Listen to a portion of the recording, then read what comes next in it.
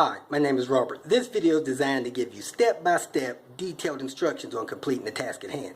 Please read the comments in the About section of this video. It has valuable information and updates. My YouTube channel has a disclaimer video that I encourage you to watch. And please like, share, and subscribe.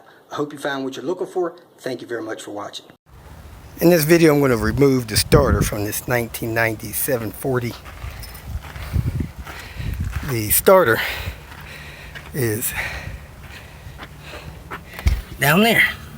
13 long extension, 18 ratchet, and your pivot. First thing I'm going to do is pop that 13mm bolt loose, remove those wires. Then I'm going to pull that sensing wire off of the starter. Then I'm going to get down under there and reach up and break the two bolts loose that hold the starter to the transmission. Here are the two bolts. Look like 18mm, hold the starter against the trans. They also hold the dipstick. A shorty would be better, easier to reach in there. So I got it broke loose. I got to get the top one broke loose and then screw this thing out.